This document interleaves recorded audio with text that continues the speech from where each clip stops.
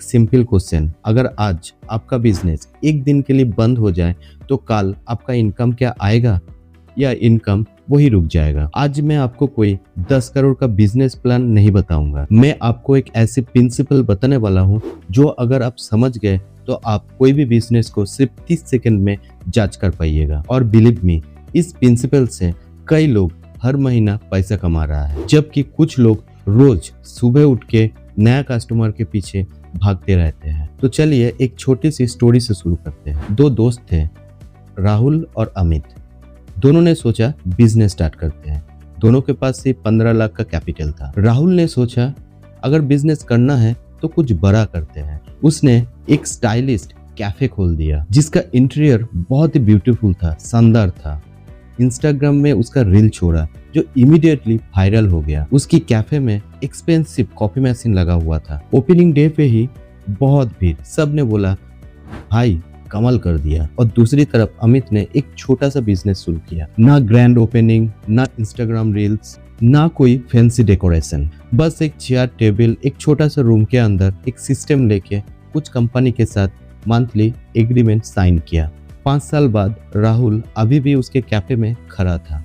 हर दिन नया कस्टमर का वेट करते रहता था। और अमित कभी अपना फैमिली के साथ वैकेशन पर, कभी ऑनलाइन में अपना कस्टमर के साथ मीटिंग पर। अभी क्वेश्चन आता है, अमित राहुल से क्या ज्यादा इंटेलिजेंट था? देखा जाए तो नहीं। यहाँ पे डिफरेंस सिर्फ बिजनेस का नहीं था, डिफरेंस था बिजनेस मॉडल का। और यही मिस्टेक बहुत लोग करता है, वो बिजनेस देखता है, मॉडल नहीं देखते। बिजनेस की दुनिया में एक वर्ड है रिकरिंग रेवेन्यू। सिंपल लैंग्वेज में इसका मतलब होता है कस्टमर एक बार नहीं बार बार पेमेंट करे। सोचो, नेटफ्लिक्स को हर महीना पेमेंट मिलता है, इंटरनेट का बिल हर महीना आता है, जिम मेंबरशिप हर महीना रिन्यू होता है, सॉफ्टवेयर का सब्सक्रिप्शन हर महीना देना पड़ता है। अब और एक एग्जांपल, अगर आप मोबाइल बेचते हो तो शायद वो कस्टमर 3 से 4 साल बाद फिर से लौट आए। लेकिन अगर आप वही कस्टमर को मंथली सर्विस दे रहे हो तो इनकम हर महीना आ सकती है। और इसीलिए स्मार्ट बिजनेसमैन सिर्फ सेल्स नहीं, रिलेशनशिप बनाते हैं। अभी सवाल आता है, कैसे पता करें कोई बिजनेस इन फ्यूचर स्ट्रॉन्ग होगा कि नहीं? मैं हमेशा 4 पॉइंट फॉलो करता हूँ। आप इसको रूल्स भी बोल सकते हो। रूल नंबर 1, बिजनेस कोई रियल प्रॉब्लम सॉल्व कर रहा है या नहीं।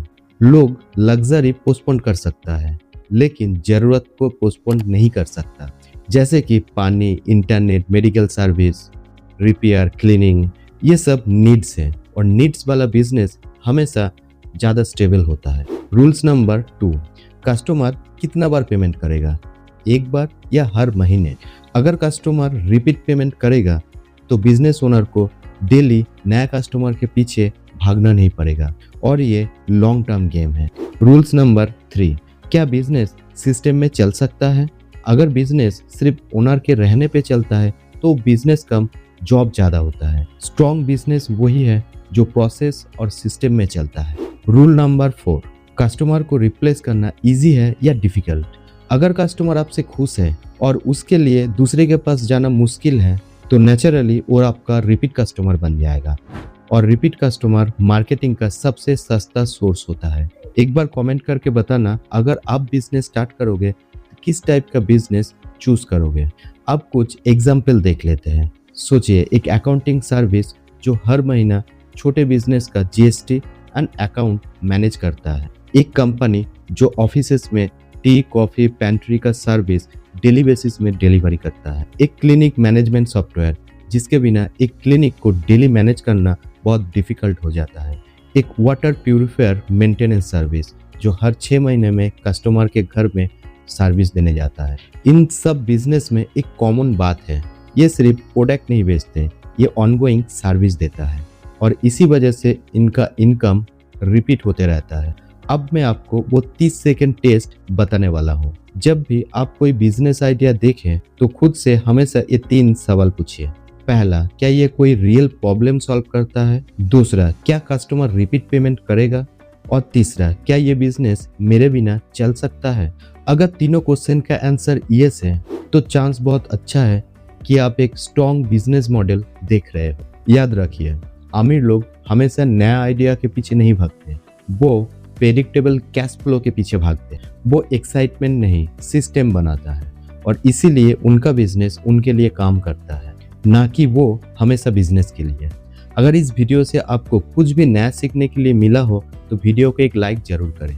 पर्सनल फाइनेंस, वेल्थ क्रिएशन को सिंपल हिंदी में समझने के लिए और मेरे साथ जुड़ने के लिए मित्रा फिनेक्स को सब्सक्राइब कर लीजिए। मिलते हैं आपसे नेक्स्ट वीडियो में। तब तक के लिए एक चीज याद रखिए, वेल्थ सिर्फ ज्यादा कमाने से नहीं बनती है, सही सिस्टम बनाने से बनती है।